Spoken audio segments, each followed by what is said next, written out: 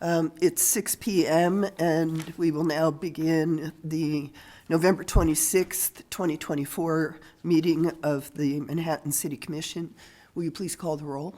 Mayor Adamczyk. Present. Commissioner McCullough. Yes. Commissioner Opelt. Here. Commissioner Mata. Here. Commissioner Minton. Here. We have a quorum. Please rise and join me as we say the Pledge of Allegiance. I pledge allegiance to the flag of the United States of America and to the republic for which it stands, one nation, under God, indivisible, with liberty and justice for all. Thank you. Before we begin this work session, the Commission needs to determine if it wishes to hear public comment for this work session, these work session items. Is there a motion to allow public comment? I'll move to allow public comment for the work session items. Second. Commissioner Opelt has moved to allow public comment. Commissioner Minton has seconded. Can you please call the roll? Commissioner McCullough. Yep. Commissioner Opelt. Aye. Commissioner Mata. Yes. Commissioner Minton. Yes. Mayor Adamczyk. Why not? Motion passes. Okay. We only have two issues on our work session agenda tonight. The first is to discuss Parks and Recreation fee resolution, cost recovery, and scholarship policy.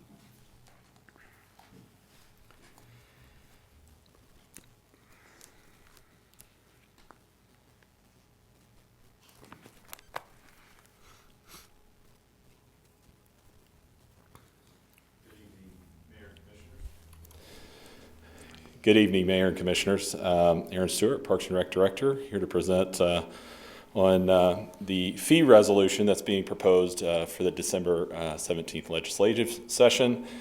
Right now, we have our current fee resolution in place, Resolution 02-21-23A.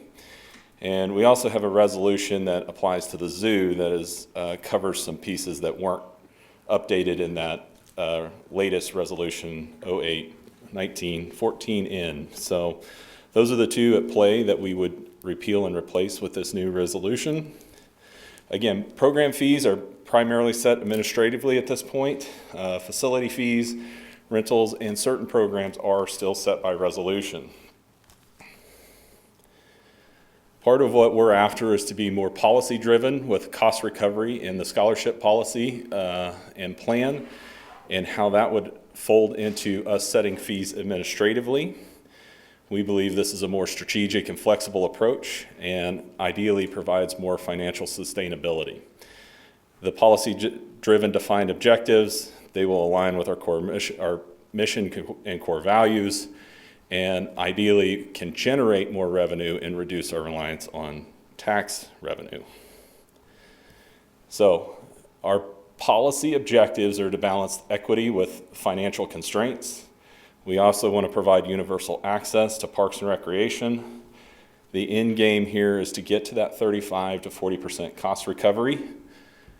We want to, obviously I said this before, but enhance that financial sustainability and align the resources with the community's priorities.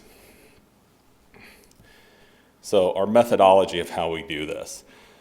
You've probably seen that cost recovery pyramid before. We have shrunk it down from a 5-tier to a 3-tier, and all we're trying to do is make it simpler for staff to be able to categorize where we're putting things.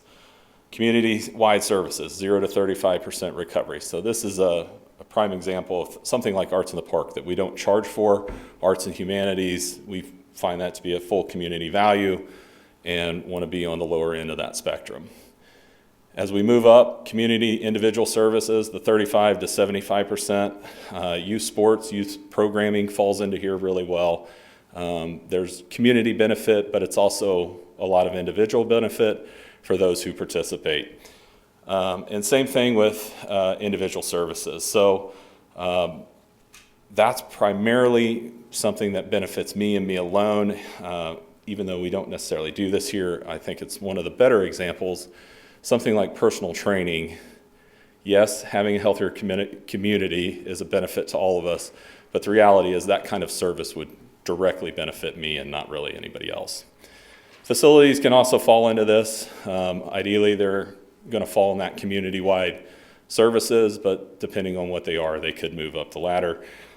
Same thing with things like tournaments and fees like that. So, yes.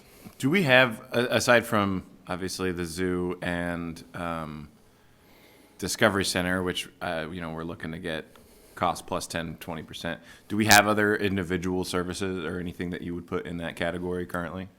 Pretty much anything from an adult sports standpoint, I would put in that. There's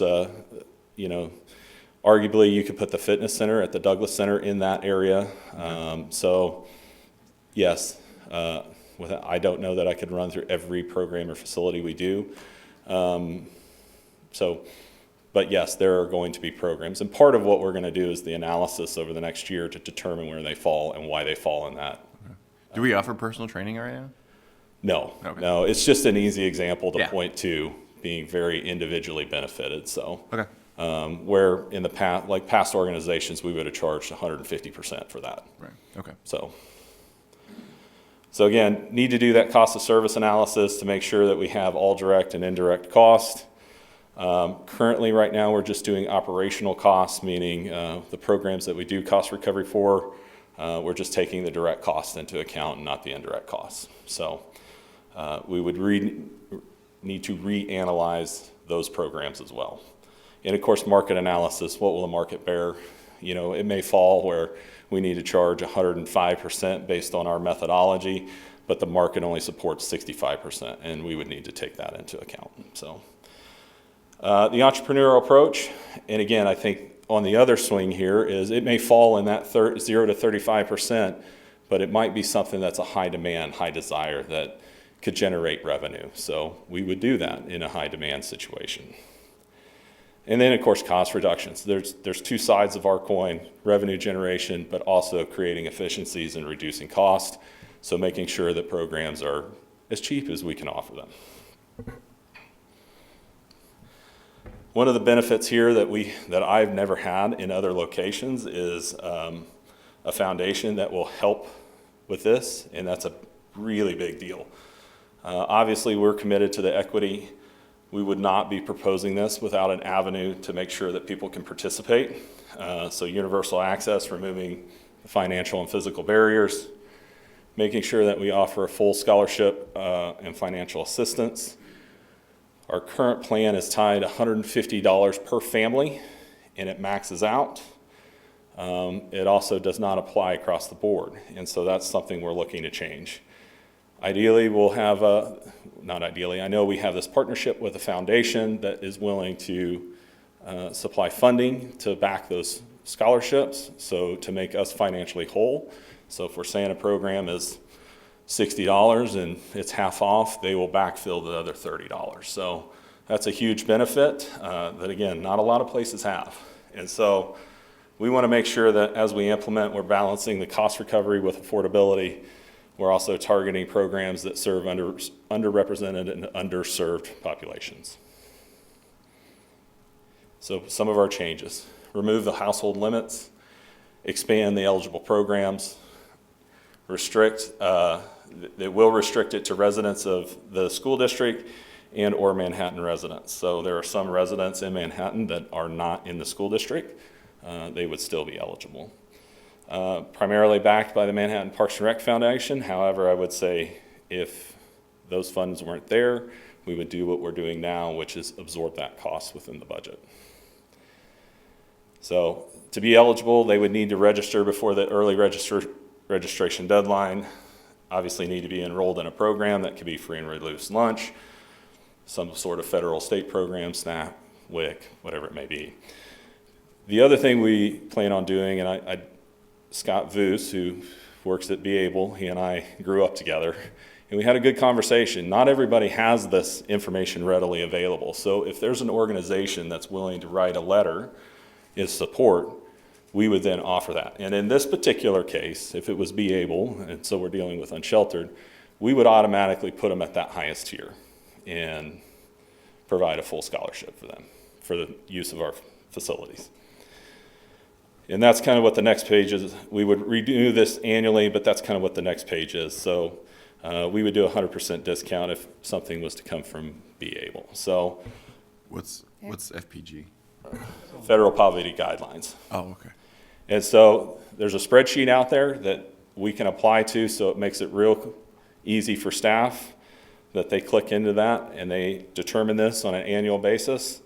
Right off the top, the initial discount's 50% off. If they show a SNAP, free and reduced lunch, whatever it may be, it's 50% off. If they would like additional assistance, we do have an application process.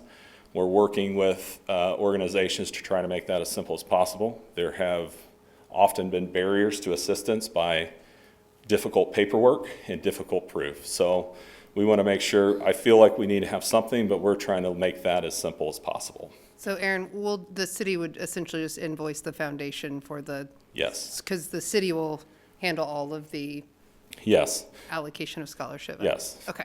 Which we do now, and in conversations, we would anticipate doing a quarterly kind of invoicing based on the scholarships that we've issued. So ineligible programs, adult team registrations, events hosted by or sponsored by Parks and Rec, but they're operated by a third party. Boo at the Zoo, for example, right? That's operated by the Friends Group, even though it's hosted on site. Fees associated with facility rentals, items for resale and permits. Obviously, we're not giving discounts at concession items, so. Do we have any youth sports that are hosted by Parks and Rec but run by a third party? Not at this time. Okay. Is that something you We have youth sports that we facilitate for, meaning they rent the facility from Right. us. But that would be a rental agreement versus an actual like co-sponsorship. Okay. So to implement this, obviously review and classify the programs, facilities, and services. We want to do the cost of service analysis. We want to explore that entrepreneurial approach and implement cost-saving measures. The evaluation, and I know this has come up before, 2027 is targeted at that 27%. We're trying to get to that 35 to 40. It's going to take some time. And part of this is we want to make sure we're paying attention to how that plays out within the community. So in all fairness, we may get to 30 or 32%, and that's the max that we can do, and we would hold it at that level. So optimizing our financial stability while still promoting equity and access is one of the main goals of that evaluation. We had already put some of these changes in our 2025 budget. A flat $6 pool admission fee would generate approximately $80,000 additional dollars. Admission fees at the rec centers, and this is all of them combined, is an approximate additional $119,000. And that's a $10 monthly membership fee or a $3 daily drop-in. Sunset Zoo admissions, average of a $3 increase, would bring in an additional $23,000 in admissions. Now, I will, just for full transparency, Sunset Zoo has a special Sunset Zoo fund. The admissions flow into that, and it doesn't impact the general fund, so to speak, on a revenue side. What it has allowed us to do is move expenses out of the general fund to that fund. In particular, this year, we moved a staff member in order to balance out our general fund dollars. So, Flint Hills Discovery Center, and I apologize, I have a typo here. That's a $2 average admission increase, not a $3. And then a $10 average membership fee increase would approximately bring in another $200,000. And again, we're looking at a target of 27%. So with the pool admissions, I'm assuming you'll stop doing the twilight swims and stuff like that, or? Yeah, the intent of this is it's just $6 across the board. Okay. That probably makes it a lot easier for the people running the desk.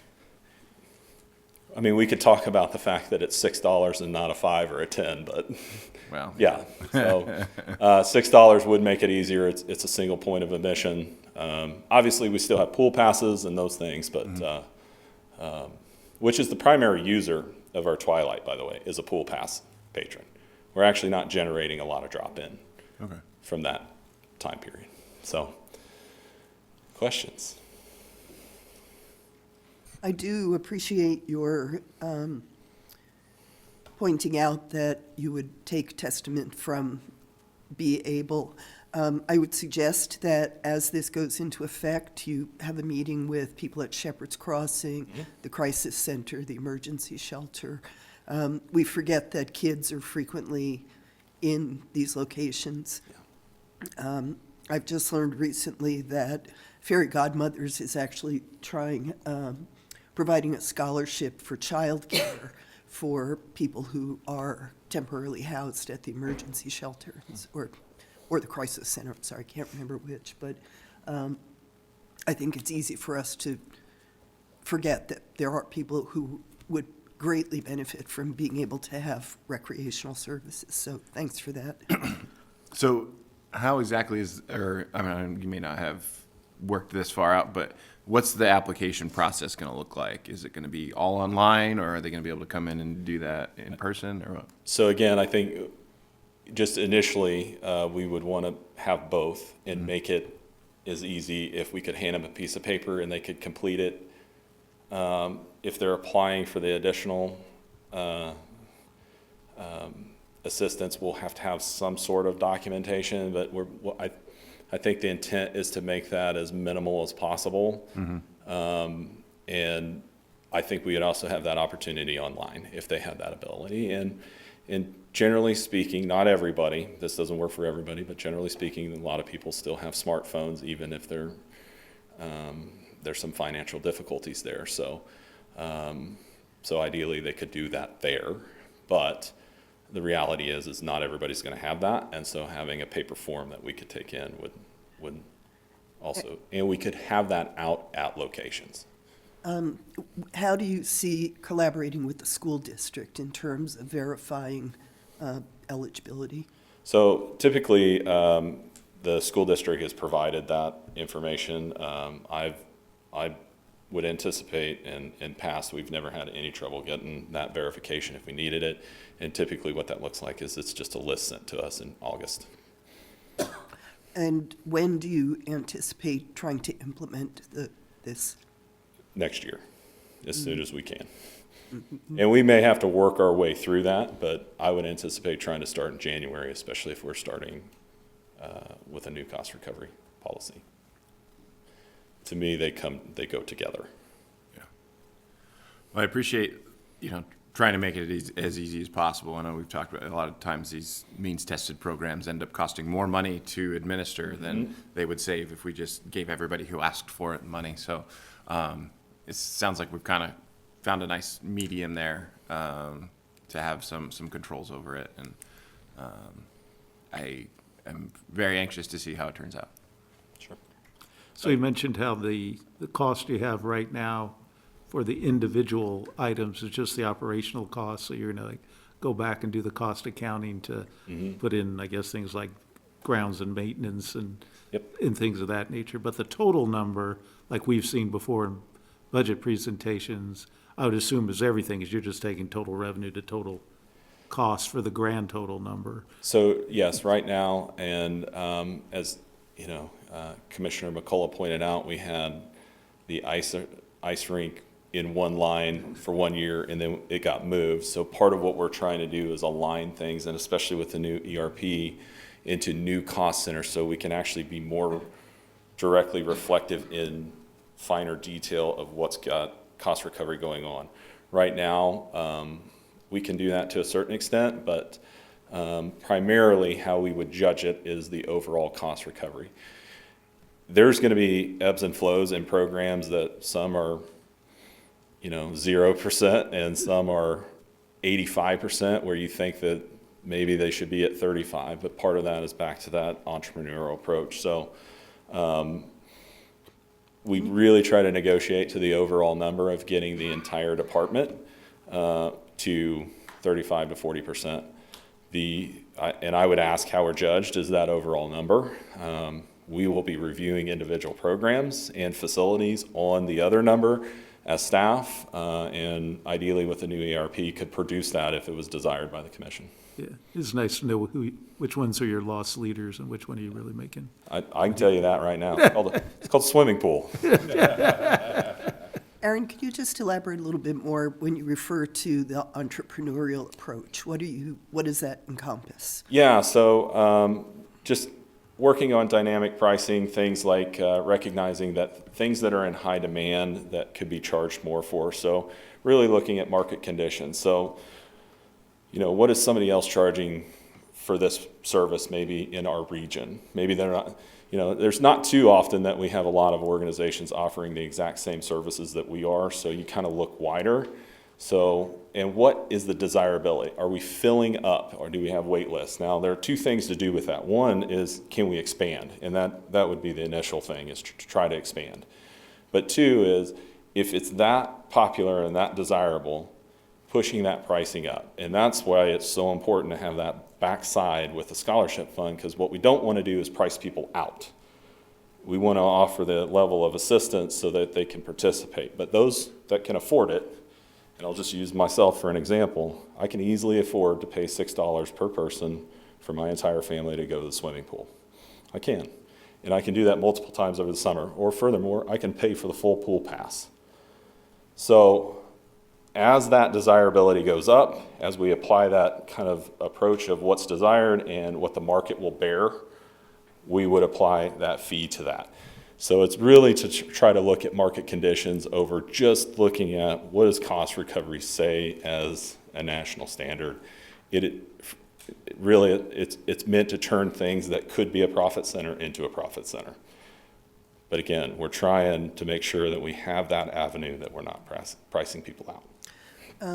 Thinking of some of the friends that I work with who have rather large families, what mechanisms will be in place to facilitate their being able to understand what the pre-registration period will be? So that's identified in all of our information. We have an early registration and then a registration fee. So as long as that early registration is being hit, and we would obviously honor that. Now, I go back to, in my entire career, I have never denied anybody the ability to participate, ever, and I never will. There's always been a way to find a way for them to participate, whether it's somebody else that we know that is philanthropic, that will pay for it, whether it's a business that will sponsor them. We will always make sure that they're paid for. And we're also not going to be so rigid on rules that if somebody needs that assistance, we're going to make sure that they get it. So you said that they would only have to apply once a year. Is that so? They apply, they get on this person's on scholarship, and then anything else that they want to apply for. Does that just curious? Does that include like the pool pass? So this would expand. Right now, the pool pass is included, and that is primarily what our scholarship fund is used for. But ideally, we want to increase this to zoo memberships, to Discovery Center memberships. Anything that we are doing that falls outside of that kind of that exclusionary criteria of the adult sports and things like that. So we want to include pretty much the whole system. Day camp in the summer too? Say that again? The day camp? Yes. So, which to your point of childcare, and that is one of our more expensive programs. It's $750 a session, which is basically a month. So session 1 and session 2. So you're talking $1,500 for the summer. So having that scholarship apply to that is extremely important. Yeah. So this would apply to a wider range than what we're currently doing now. Okay. Yeah. Commissioner? Aaron, I just had a couple things. I do think we need to be flexible on the people who don't sign up early, because I have a friend who taught in Ogden, but still, the school, USD 383, and she had kids in her class that had moved 8 times by November. And so, there are people, I don't think we know how difficult it is for some people to get their act together, so to speak. The other thing I had is, you say you're going to make $119K off the gyms, and what does it cost to have people to take money at 3 gyms and to police and then the money handling? Is that really are we really going to make money there? It will not make money. It will help eat into what we're already subsidizing. It's already staffed. We already have the program. But nobody's, in charge of gathering money, It would be the same staff. yeah. So we have that existing staff. We're incurring the cost without any revenue. This past couple summers, I don't know how long, we've had that sunflower program where kids could go to the zoo, and Yeah. I think, man, we ought to lobby for that. Oh, that was fantastic to get people into the Discovery Center. But what do you do for classes coming to the Discovery Center, or schools, or, is that still the, Yeah, so both at the zoo and the Discovery Center, there are programs that involve getting education opportunities for school and grade schools. And just because this would switch doesn't mean we would necessarily change that. We would still want to be highly involved with providing that education towards elementary schools in particular. yeah. And I know we're talking later about sponsorships and that kind of thing, but I really hope we can encourage, like, we have a free day at the Discovery Center every so often, we have a free day at the zoo. I think that's really, really important, because, if we could get more corporate sponsors for that kind of thing, it'd be great. Yeah, I think, this obviously allows us the flexibility to create some of those events, and those can be marketing things for actually trying to generate memberships and things like that, Yeah. so. Well, marketing, looks really like you're a great person if you sponsor a free day at the zoo. I mean, I agree. I would think I'd go to that bank. I would highly encourage that. I really am excited about the foundation. I think it's fantastic that you're doing that. Probably should have started a long time ago. I've been on the Discovery Center Foundation board off and on for quite a while. But I am concerned with foundations. What's the value at the moment of the Zoo Foundation? I mean, of the Park and Recs Fund? I mean, how much money have you got? Well, I don't actually oversee the foundation. Okay. I think Do you have a clue? I mean, you must have it's some. somewhere in the range of, is Gail here? Not yet. I think last time we checked, they were in the range of 65,000. Yeah, Yeah, I somewhere mean, in there. And my point is there that, say, 60,000 at 4%, that's like $2,800. You can't do many scholarships on, it's going to build, and it should, but I just think we'd be naive to think that the scholarships in the foundation are really going to be an enormous amount of money and for quite a while. So not all of that's endowed. Okay. So there is available funds. They're currently sponsoring our special populations programs, which we don't. Last year, we made a rule that we won't charge more than $10 because people in special populations are often financially need financial assistance. They typically- $10 for like the whole theater. Yes. Without barriers. Yeah, barrier-free theater. Yes. Okay. So. No, I just really want us to keep in mind, I think it's important for the government to subsidize certain things. And I think the whole point of Park and Recs is to make our population healthier across the board. And also to keep kids busy. Because we don't want them, in places, you've been in towns where the kids are in the malls and driving everybody, So I am not against subsidizing. I think if you can find ways to make the subsidy lower, that would be fantastic. And I applaud the foundation people. But it does take a while to, to build enough money to do things. So just for context, last year, we issued $7,100 in scholarships. This year, year-to-date, we're about the same price, and we would anticipate finishing pretty close to that since we're pretty much through our winter registration. And is that foundation with the Greater Manhattan Community Foundation? It is. So people can, if they want to make a Christmas present, They can, They yes.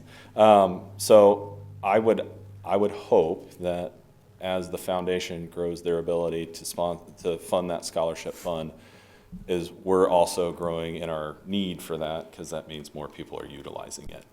2019 was the last time we had a bigger number in there, and it was at $15,000. So it has steadily increased since it was 140 some in 2020 because we didn't do anything, right? So it's steadily kind of been that 6,000 working up to 7,100. I do anticipate it to grow because we're removing limits and we're trying to offer that more broadly. And so you're right, we're going to have to watch how those two interact together. And again, I think Ideally, there could be other sponsorships opportunities. There could also be the ability to absorb that within the budget. Seems counterintuitive when we're trying to capture more revenue, but our default stance is to make sure that everybody has the ability to participate. Aaron, this is a really silly technical question. On the monthly fees at the rec centers, is that like an auto It could be. bill? We do have the I capability mean, you could do to it. that. I could see us doing it. I could see us running a special, so you pay for the full year all at once. Oh, well, I was just thinking of But you could the, do you could of do the it. parents like me who will forget to go in every Yes. month and pay. You can do for a that? auto. I'm going to say auto draft. That's not, but like just where it's gonna pull, because I didn't know if we had that capability. Oh, yeah. That's how most gyms make their money. Yeah. That is. Yeah. So we got this target of 35 to 40% cost recovery. And I understand that's from the National Association of Parks and Rec. That's where the best organizations land. So the Okay. national average is actually where we're at for this year, which is 27%. Okay. So Where does, I mean, is that just how do they gauge success in a program? Like I'm assuming there are some programs that hit this target. How do they gauge success? well, I mean, you're doing that based on survey data that they're getting returned. You're doing that based on participation numbers, and if you see that continuing to grow or at least maintaining, right, you're not dwindling in participation. 'Cause you can make more money and have participation go down. Yeah. You're just raising your fee. Right. And that's not really, we would not define that as success, Right. right? So so when they look at these targets, even at the 27%, are you maintaining or increasing participation? Now, that may mean one program is cycling out, new programs are cycling in, or new facilities, whatever it may be. But it's that idea that you're either constant or slightly increasing. Infinite increases are never possible, by the way. You are going to Right. have down years. But the idea is over the long haul, you're increasing participation, you're broadening your services, and you're recovering those dollars and maintaining that subsidy at a percentage. Because as we go up, the expenses will go up, but ideally the revenues will too. And that's why we tend to reflect this in a percentage. Yeah. Yeah, I assume, there's only so many people that are going to participate in Parks and Rec programs, no matter what. Yes. So that could only grow if our community grows. And so, yeah, we're not going to look for infinite growth. That's, Well, I mean, some of us dream of 100% participation by our entire citizenship, but that's obviously unrealistic. But okay. yeah, we would like to have a market penetration of at least 60 to 80%, somewhere in there, if we're doing our job really well. Using some form of Parks and Rec Yeah. program throughout the year. So, Well, program or facility, so that could be trail use, which is Yeah. one of our most predominant uses, park use, those types of things. So Yeah. we do try to monitor that, but yeah, if we can, especially if we can get them into programming, that's even better. yeah. Okay. Thank you, Aaron. We did vote to permit public comment. Is there anyone who would like to make any comments at this time? Don't fight over it now. Please sign in, state your name and residential address. Yes, ma'am.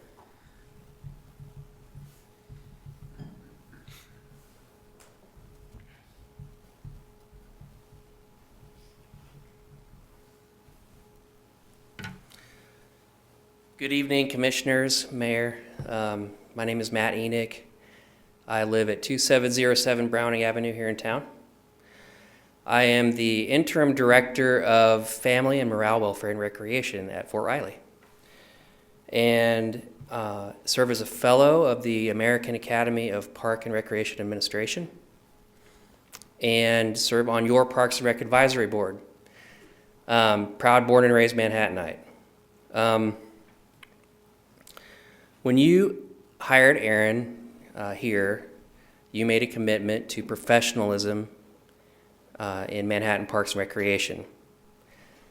A cost recovery policy is a function of any modern, well-run park and recreation agency. It provides predictability, equity, efficiency, and sustainability. Aaron went over all of these. The Department of Defense has a policy that outlines cost recovery benchmarks for all Army recreation programs and services. Commissioner Opelt was hit on this a little bit. The national standards for accreditation of park and recreation agencies require agencies to have a cost recovery policy.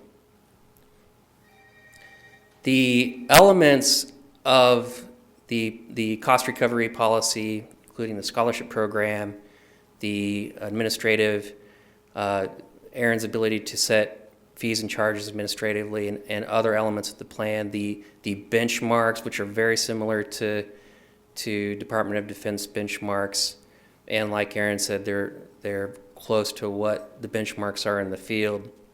The elements of the plan are on point, in my professional opinion. Aaron's presented you with a quality product. The Parks and Rec Advisory Board voted unanimously to support this initiative. And commissioners, I encourage you to do the same. Thank you. Thank you, Matt. Is there anyone else who would like to make any remarks?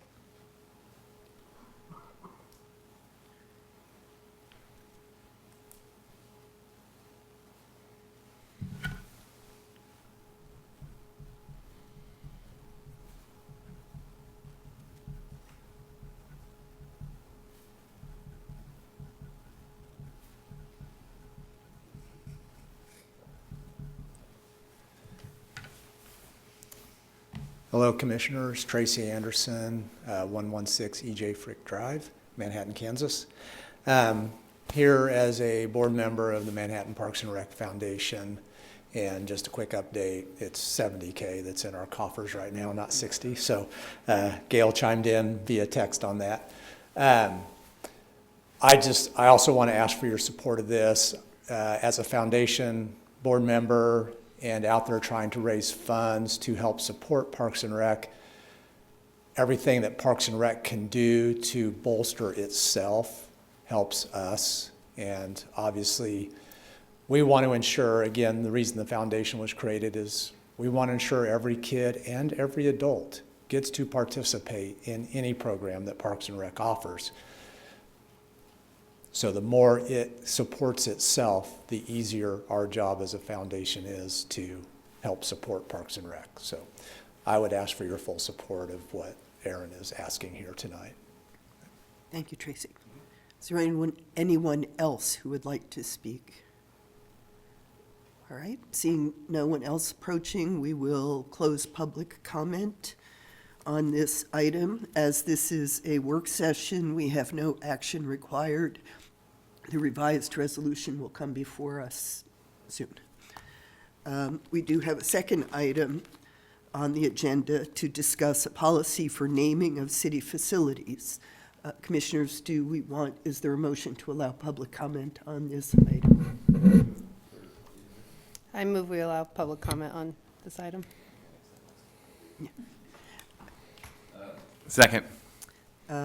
Commissioner Minton has moved that we allow public comment to discuss a policy for naming city facilities, and Commissioner Opelt has seconded. Would you please take the roll, Jared? Commissioner Opelt, Yes. Commissioner Motta, Yes. Commissioner Minton, Yes. Mayor Adamchak, Yes, Commissioner McCullough. Yes. Motion passes. thank you. Welcome back. Thank you.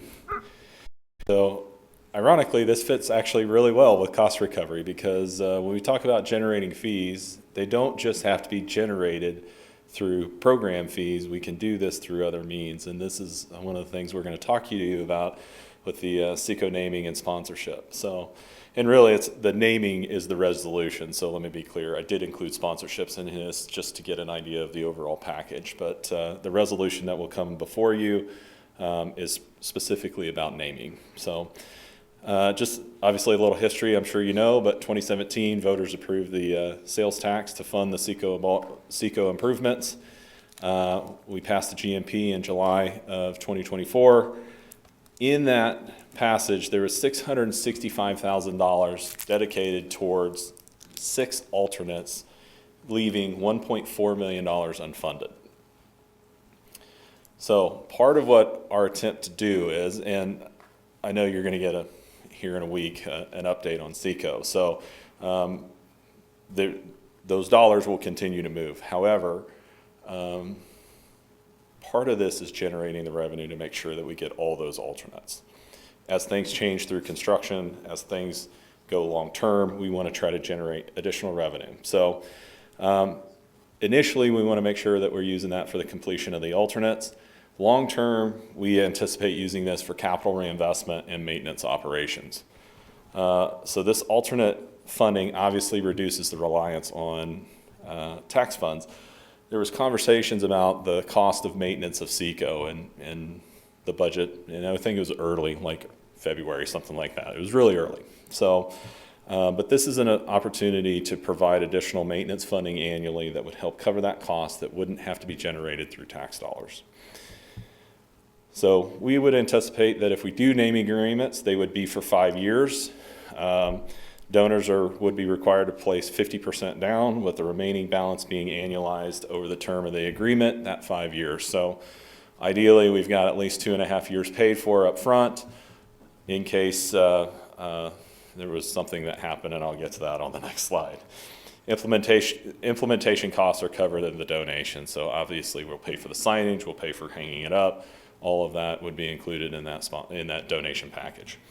The agreements would follow the following approval levels, and this is what's been practiced in the past, is under $250,000, the city manager would have the ability to approve. Over $250,000 and or the complex naming would come before the commission for approval.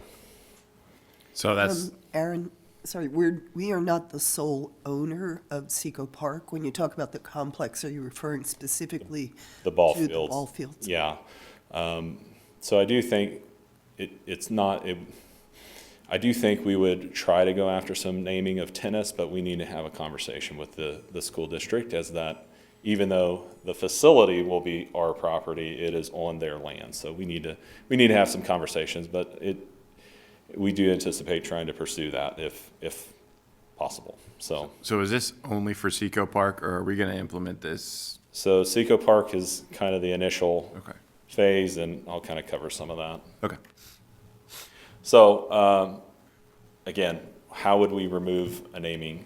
Obviously, if we reach the end of the term and they decide not to renew. So, I'm just going to, Smith Company name Seco Complex, and after 5 years they don't want to renew. It's not going to be Smith Company anymore. We would seek new proposals. So, if the gift was unfulfilled, so back to where they failed to have payments on that, the annual payment, then that would violate that, and we would pull that name down. And then renovation of existing infrastructure. So as a facility changes, we would then take that opportunity to rename it. Or if some sort of actions by the donor or honoree would harm the city's image, we would have that right to pull that name down. The renovation of existing infrastructure, if that were to be done prior to the agreement term, does that imply a refund to the sponsor? Could be a credit. I mean, it could be, there would be a negotiation there at that point, so. I had the same question about actions by the donor. Yeah. I'm assuming there'd be probably some legal language involved, and, firing for cause, firing without cause kind of thing. Yeah, there would be, yes. There's, I don't know what an example would be off the top of my Sure. head. This is something Katie and I talked about, obviously. So, but we would reserve the right to be able to pull that name down if we believed it harmed our image in any way. So, Okay. typically they're non-refundable, but it could be granted at city's discretion. So that might be that situation where we're naming. So, just kind of run through what the idea is. The baseball softball complex, we would name the entire complex. That's one item. What does that mean, named by proposal?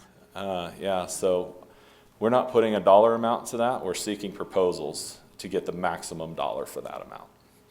That's a pretty big thing. I mean, there's 375,000 people that visit that park every year. There's 15,000 cars that drive by it every day, and that's a pretty prominent naming place. So we will be seeking proposals rather than putting a dollar value to that. Yeah, it's a good question. Sorry, I meant to cover that. The view deck, so that's this alternate above that you've seen in the concepts. Field naming, so there's 4 of those, $75,000 per field.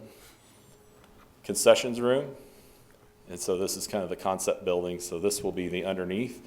So there's actually a concessions window that you can hang out in there. Bullpen and cages. And then kind of the sponsorship, so outside the naming resolution, but the idea that, and I know Commissioner Mata has talked about this a lot, but covering our fence lines with ads and sponsorships. And, you know, one of the things is I want to sell the foul poles, so, but also the scoreboards. And if we can put a name on it, I think we will, or a sponsor on it, I think we will try.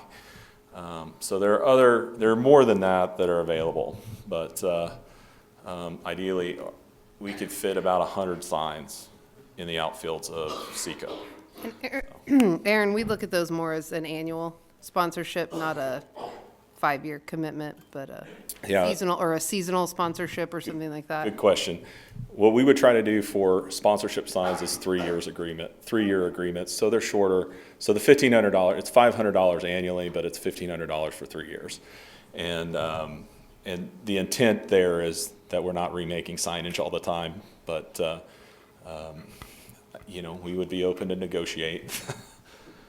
So kind of the next steps with this is obviously any feedback that you all have for me or questions, and then the resolution is scheduled for December 17th. If you approve that, we will task out staff and the assistance of the Manhattan Parks and Rec Foundation to go capture these. Questions? Do we have any leads on like the big fish, the whales, if you will?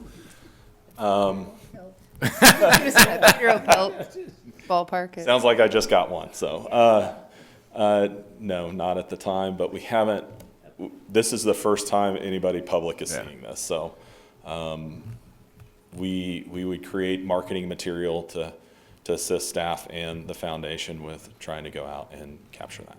I have long felt that we should do something with benches in parks. I mean, you know, We do that. people like that, and they like remembering people. And, you know, you just have to put a little metal photo on there, and Yeah, we do have a memorial bench program, so that exists now. let's talk it up. Okay. I mean, I think this is great, Aaron. Are we doing anything with programming sponsorships? Do we do that? We do that now. We do it now. Okay. Thanks, sorry. D-Hart is Refreshing. actually one of our primary I was athletic going to say, I couldn't remember if that was current or Yeah. or so- past, but they do a lot of that. And I would be surprised if they did not renew that for next year. And but then are we seeking those out? we do seek those out as staff, yes. Yeah. So, we've had Optimist Club sponsor, we've had several others come through and sponsor individual teams or groups of teams, things like that, so. I mean, I'm a fan of everything you put together tonight, so I think it's great and excited to get these opportunities and want to see those expand to some of our other areas as well. I don't know. Yeah. I think right away we would expand the sponsorship opportunities to TO and Yeah. Golly and even Soccer Maine. So I do anticipate putting that out there next year too. I think one of the best things about this is it shows our commitment to maintenance. You know, we're putting a lot of money into Seco, and we want it to last a long time. And it really does give us a mechanism to fund that, and really an incentive, right? Because if nobody's going to want to sponsor a dumpy park, so Yep. and they're going to be upset if their sponsorship dollars are not going to keeping that nice. So I think there's a really good potential here. Yeah, we didn't necessarily call anything out, but I think the intent would be some of that would go to annual maintenance, some of that would be held for capital reinvestment. So say as turf fields come due, maybe we don't have all of it, but we don't have to go find all of it to get them repaired. So that is a big driver of this type of resolution. And this is modeled actually after the Discovery Center resolution, so it's something we've done before. I want to mention that I had reached out to Aaron, and both he and Jason reminded me that we had discussed this months ago, and I had particularly called out that I'd prefer not to see firearms, tobacco, alcohol products used as part of the sponsorships, but because of state statute, we cannot prohibit that. So, Without going too far legally, we can't prohibit the firearms. That's what was passed. Our current sponsorship policy allows for us to prohibit adult businesses, drugs, and tobacco. So I would assume in our naming process, we would follow that same one. As far as alcohol goes, I anticipate, ideally, not anytime soon, but as we establish concessions, probably approaching with the idea that we would actually sell alcohol. The other thing with that is automatically most people go think of, Bud Light or Coors, but if Manhattan Brewing Company wanted to be a namer or a sponsor, Tallgrass, obviously local businesses, we'd love to have that opportunity with them. And they probably would too. I mean, they're very committed to the community. So, yeah, that's definitely something that you might consider. Yeah, and again, we'll obviously take commission's direction on that, but just food for thought on that. thank you, Aaron. I would echo Jamie's comment about if Peter lets me to. Oh, sorry, I just wanted to make a stupid comment. Do you want to do that first? Well, I mean, the guys that would yell at the refs or at the umpires would probably do so with or without liquid courage. So that's, yeah. Just, I will tell you, as somebody that's been involved in this from before I was a family man and now as a dad and a coach, it is in the stands, whether we're selling it or not. And it's my own team, and I watch them do it. And again, my entire career, I've never encountered anybody that alcohol is what switched them over. They were predisposed to being ready to do that with or without it. So I was going to just echo Jamie's comment. I think that these are very reasonable and much-needed proposals. And again, echoing Karen, thank you to those citizens who developed the foundation and initiated that process. If you move just a little bit that way, I can kind of catch the eye of some of the people back there. Thank you. So, and thank you for your commitment to the kids and adult athletes of Manhattan. If there are no further questions from the commission, would anyone like to make public comment on this item on our agenda?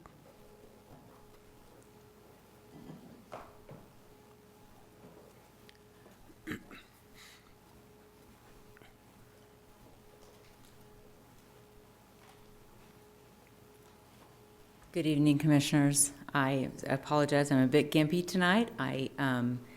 Gail, sorry, sign in. name and address. I'm Gail Urban, and I live at 1627 Wyndham Heights, and I am struggling a little bit tonight because I broke my foot on Friday. So I would just say that all of the comments that I've heard this evening and the presentation that Aaron did tonight, I'm encouraged, I'm amazed, and I am proud to be part of Manhattan and part of the Manhattan Parks and Rec Foundation. I think that we can together do this very well. And I encourage you to vote yes for the cost recovery and also the scholarship program. I think we can do good work together. So I would say thank you. Thank you, Gail. Sorry about your foot. Yeah, well, dumb luck, dumb stuff, not very fancy. Anyone else who would like to make any comments tonight? Come on up, Matt. I'm still writing. Yeah, they know who I am. Go ahead, Matt. Mayor, Miss Mayor, and Commissioners, just a very quick thing. If you ever wanted to see Aaron's advertising and sponsorship concept in practice, I'll take you out to Fort Riley and you can see the gigantic Geico banner on the side of one of our fitness centers. Great. Thank you. Any further comments? All right. Seeing none, we will close public comments. The next item on our agenda is city manager briefing. Did they get enough guidance? Did staff? I mean, we didn't really have a lot of changes or anything. No, so we will, the next step is we will see the resolutions and we will vote on them in 2 weeks, 3 weeks? December 17th is where both of them are scheduled. Okay. So, as I make my way down here, I did not hear a whole lot of revisions that you all are interested in seeing in either one of those policies. And if that is correct, then those will be placed on your consent agenda on the December 17th. Oh, perfect. I can see the thumbs up when I'm down here. So, thank you all for your feedback. Yes, so December 17th, we will have those two policies. And then, of course, on December 3rd, just a reminder, we will hear about 3 proposals for RHIDs. Couple other things that we are looking at. In front of you, you have a list of our 2025 City Commission dates. On the left side, you have your legislative dates and then work session dates. I will note, I did flag that we scheduled the meeting on 11/11/2025. We will not have that. That will be Veterans Day. So we will not have a meeting. We will not make folks work on the holiday. But if there are any other conflicts that you all see come up, let us know and we can make that change. This will be on your agenda on December 17th as well. One of the things I wanted to quickly propose to you all, we are working to get a date on the calendar for the governing body retreat. And so we are looking at January 28th and the 29th. We do have a pretty significant list of things that we would like to bring forward to you all. So if you all are available on the 28th for either a full day or a half day, and then on the 29th for either a full day or a half day, I would really like to make sure we can get everything covered. We do have a lengthy list, and just want to make sure we're able to have a really good, robust conversation. So looking for a day and a half if you all would be gracious enough with your time. Does that date seem to work for everyone? I believe so. I need to double check. I still keep paper calendars. Sure, of course. Just wanted to get that out there. We can, we'll send a follow-up email just to confirm on that as well. Danielle, I just wanted to we may want to star this, the March 18th, that is during the week of spring break. Okay. And I'll probably be out, but yeah. If I'm the only one, then yeah, don't accommodate me. But Okay. Thank you. Appreciate that. I hope you're going somewhere fun. Okay. And then the only other calendar thing that we have is the December 10th work session. We did not have any items on that, so we're going to give you all a break on December 10th, and we do not have a meeting scheduled. So. Woohoo. I know we are working on a. It's Christmas. Merry Christmas. We have been working on a little bit different approach to how we're going to talk through your upcoming meetings. Oh, do I have to pull that up myself? Oh gosh, sorry. There we go. So we're going to work through a little bit different approach on this. Presentation. Yeah, we'll just get that. Perfect. Hopefully that's big enough where you all can see it, but rather than me reading through that, I joked with staff that if they put anything on here, I would read it. And so just a little bit easier view for you all to read through that and kind of see where your upcoming meetings are. And if you all have any questions, also showing who has RSVP to these things as well. Oh, I told Carla I'll be at the food insecurity. Okay, perfect. It's not on here, and it's not an official calendar item, but I've been invited to the President Linton's holiday party. Has everyone else been invited to that? yeah, that's a social engagement. Okay, So so we don't need to notice. Yeah. The other thing is the generals thing. Yes, I guess that's social also. The general is hosting an event on, thing where you go for an hour. like, it's December 6th or 7th. That's Yeah. Saturday. When did you guys get invited? Because we're important. We're cuter than You you. didn't hear what John just said, and it was not that, Susan. Hey, I'm on a first-name basis with the general and his wife. So, Usually it's very formal, you go and you have 45 minutes, and then they shoo you out and bring in the next group. And I'm going at 5. What time was I don't, yours? well, Yeah. For the generals reception? It's like 6 receptions in one afternoon. It's not a whole lot of time to do bonding. Okay. I usually invite everybody, I don't know, didn't. For what? For the generals thing, in years past. I know I wasn't getting them earlier for, Well, you get an awful lot of them, so you might have just, we don't get any, I don't get any of them. oh. Or maybe whatever. We can certainly reach out to whoever is coordinating those things and make sure they have the most updated list of city commissioners. Because you do get an awful lot of change of command, Colonel so-and-so, and those are kind of quick to go through, but this is the, I was planning on going to the holiday reception, but yeah, Lisa, yeah. But as I said, usually there's no problem because we're all staggered as to what time we can go. So although we may all be going on that date, we're not all going at 5 o'clock or 6 o'clock or something. Danielle, I thought that I had RSVP'd for the legislative breakfast on January 7th. I know I do have it on my calendar. There's also a Fort Riley Community Roundtable on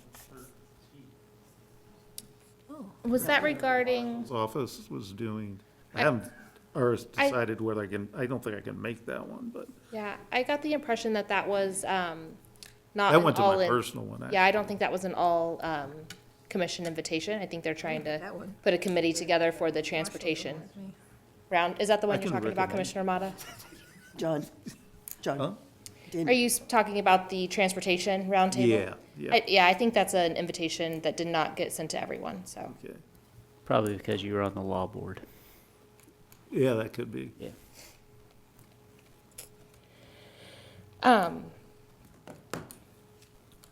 Okay.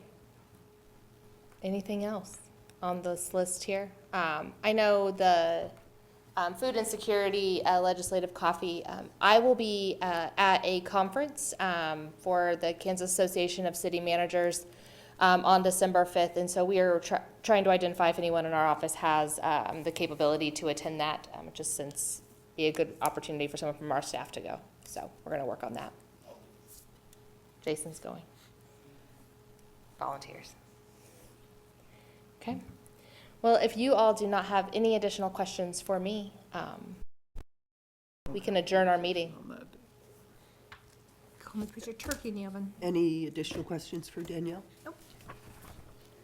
Is there a motion to adjourn the the November 26th meeting of the City Commission? So moved. Is there a second?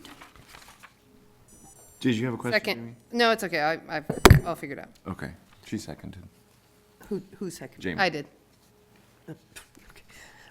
Commissioner Opelt has moved to adjourn the November 26th meeting of the City Commission, and Commissioner Minton has seconded. I think they have a lock on motions tonight. Can you please call the roll, Chair? Commissioner Motta, Yes. Commissioner Minton, Sure. Mayor Adamchek, Yes. Commissioner McCullough, Yes. Commissioner Opelt. Yes. Motion passes. Thanksgiving. Yes. Thank you all, and have a safe holiday. Please be careful on the roads.